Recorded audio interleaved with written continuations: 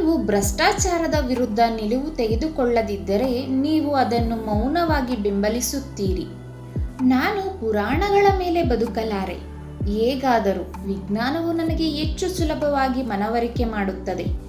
ನಾನು ಪುರಾಣ, ಧರ್ಮ ಮತ್ತು ಆಚರಣೆಗಳಿಗಿಂತ ವಿಜ್ಞಾನ, ನೀತಿಶಾಸ್ತ್ರ ಮತ್ತು ತತ್ವಶಾಸ್ತ್ರದ ಕಡೆಗೆ ಒಲವು ತೋರುತ್ತೇನೆ. ಕಟ್ಟಕಡೆಯ ಬಡವರಿಗೂ ತಲುಪದಿದ್ದರೆ ನಿಮ್ಮ ಸಂವಿಧಾನವೇ ತಪ್ಪು.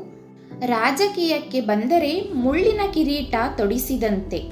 ನಾನು ಆತ್ಮಚರಿತ್ರೆಗಳನ್ನು ವಿರೋಧಿಸುತ್ತೇನೆ.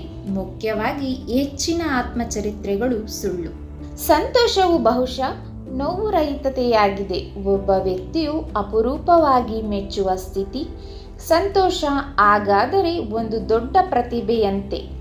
ಇದು ವಿರಳವಾಗಿ ಮೆಚ್ಚುಗೆ ಪಡೆಯುತ್ತದೆ ಮತ್ತು ಲಘುವಾಗಿ ತೆಗೆದುಕೊಳ್ಳಲಾಗುತ್ತದೆ. ನಾನು ಅದನ್ನು ಆನಂದಿಸುವುದರಿಂದ ನಟನೆಯು ಕೆಲಸವಾಗುವುದನ್ನು ನಿಲ್ಲಿಸುತ್ತದೆ. ಆದರೆ ನಾನು ಕೆಟ್ಟ ಕೆಲಸವನ್ನು ಮಾಡಿದಾಗ ಅದು ಕೆಲಸ ಮಾಡುವಂತೆ ಭಾಸವಾಗುತ್ತದೆ, ವಿಶೇಷವಾಗಿ ಅದು ಕೆಟ್ಟದ್ದು ಎಂದು ನನಗೆ ತಿಳಿದಾಗ. ಸಮಾಜದಲ್ಲಿ ಗೌರವಾನ್ವಿತ ವ್ಯಕ್ತಿಯಾಗುವುದು ಯಾವಾಗ ಹೇಳಿ? ನೀವು ನಿಮ್ಮನ್ನು ಗೌರವಿಸಲು ಪ್ರಾರಂಭಿಸಿದಾಗ. ಆಗ ನೀವು ನಿಮ್ಮ ಬಗ್ಗೆ ಕಾಳಜಿ ವಹಿಸುತ್ತೀರಿ. ಅಂದರೆ ನೀವು ನಿಮ್ಮ ಕೂದಲನ್ನು ಬಾಚಿಕೊಳ್ಳುವಾಗ, ನಿಮ್ಮನ್ನು ಅಲಂಕರಿಸಿದಾಗ ಮತ್ತು ನಿಮ್ಮ ದೇಹವನ್ನು ಶುದ್ಧೀಕರಿಸುವಾಗ. ನೀವು ನಿಮ್ಮನ್ನು ಗೌರವಿಸುವ ಕಾರಣದಿಂದ ನೀವು ಇದೆಲ್ಲವನ್ನೂ ಮಾಡುತ್ತೀರಿ. ನಾನು ಅನುಭವಿಸುವ ಅವಮಾನಗಳು ನನಗೆ ಸಲ್ಲಬೇಕು, ಆದರೆ ನಾನು ಪಡೆಯುವ ಪ್ರಶಂಸೆಗಳು ನನ್ನ ಕುಟುಂಬ ಮತ್ತು ಶಿಕ್ಷಕರಿಗೆ ಸಲ್ಲುತ್ತದೆ. ನಾನು ಏನಾಗಬೇಕೆಂದು ನಿರ್ಧರಿಸಿದವರು ಅವರೇ.